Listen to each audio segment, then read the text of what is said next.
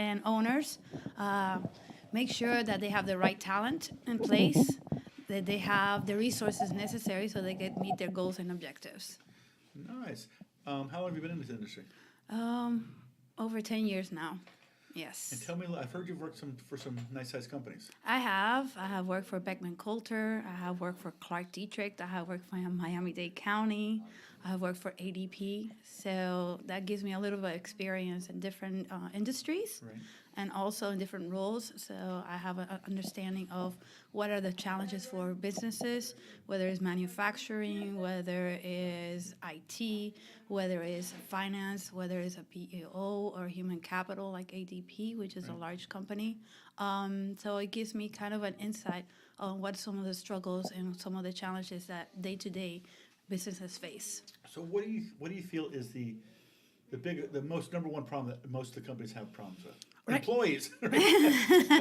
I think dealing with employees, having the right employees in the right functions or the right positions.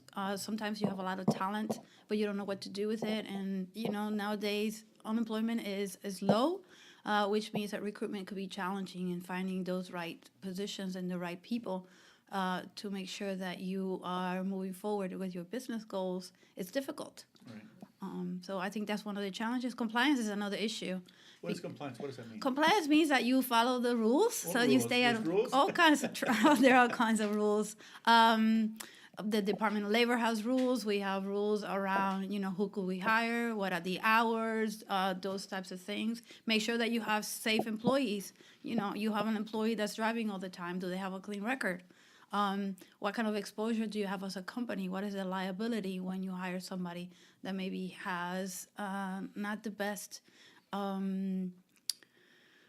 way to deal with employees, and so you might find yourselves liable for whatever those actions may be for your managers. So there's a lot of coaching involved. There's a lot of training that needs to take place to make sure that you have the right people in the right, in the right positions. Make sure that they help you move along to what your goals are. So you work for some businesses that have thousands of employees? Yes. And I even Over heard you, 11,000 what's that? employees. 11,000 okay, I heard employees. you had to merge the two companies too. We did. And We how, did. was that challenging or what? It is very challenging when you have a merge for different reasons. Number one, or when you look at the organizational culture, trying to integrate two cultures could be very difficult didn't think about because you have a company that's the acquiring company, and then you have one that feels acquired. So there's a lot of resistance sometimes from employees, even though it might be better for them. They might not see it that way. Right. So it's actually very interesting. I'm very passionate about that because I think that each culture is unique to the company,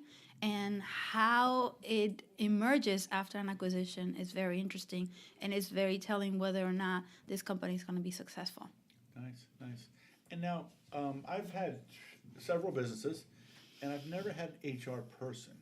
So where would you say a company, does it have to have 50 or up employees to have an HR person or department, or is it 25 or is it 100? What would you say? I don't think it's so much about the numbers. I think it's about the resources and what kind of support do you have. A lot of companies use payroll companies, and so they rely heavily on the payroll company to do a lot of the day-to-day tactical types of chores. And then you might have an administrative assistant that does your new hire paperwork, does their orientation, kind of walks them through, this is, these are our vacations, these are our rules, this is where you're going to get paid, which is very basic. I would suggest anybody that has more than 20 employees, and that's not to put a number.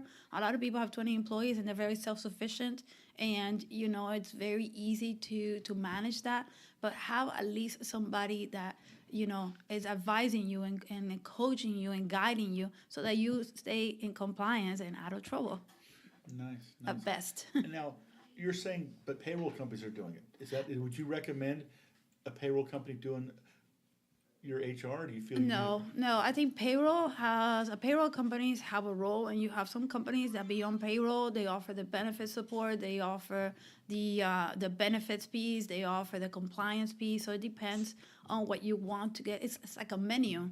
So I think payroll it's the beginning and something basic, because what do you need really when you have a business? You need to pay your employees.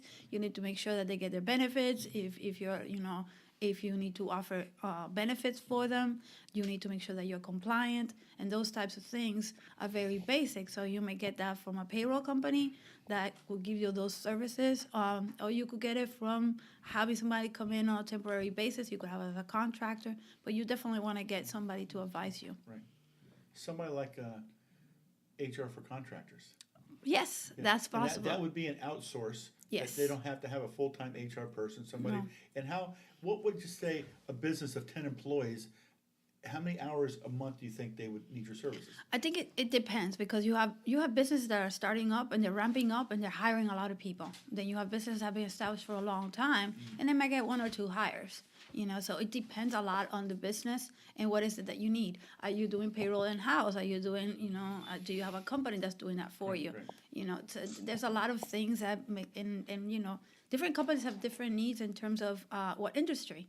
If you have a company that's into manufacturing, it's going to be a little different than if you have a company that's in services, Right. because of the nature of the business. Right. So it depends. I think the best thing is to look at each company separately and think, okay, I have this many employees, Right. but I don't think that should be the Right. driver to Right. make those decisions. So, do you do free estimates if somebody to help you would come in and look and Yes, say, yes. I think you need me or you don't need me, and I think you need 10 hours a month or 2 hours a month? Yes, I definitely do that. It's called an assessment, an initial assessment, so that we could identify what are the needs as a company and how is it that we could serve you better.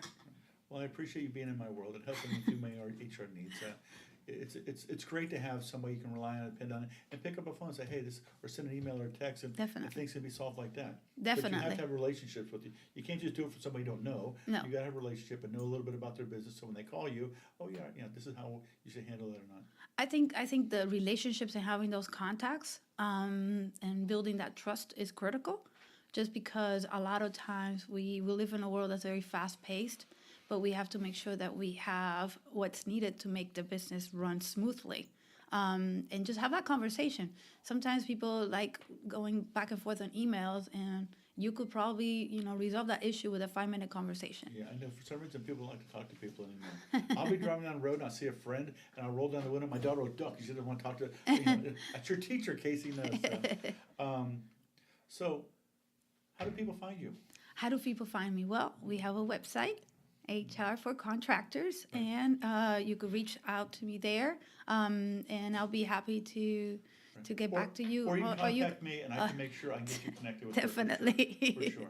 Yes. So, awesome. Thank you. And your name was? Yamilet Collazo. Awesome. And we appreciate you being here. Thank you very much. Thank you, Ken. Thank you for having me. The pleasure was all mine.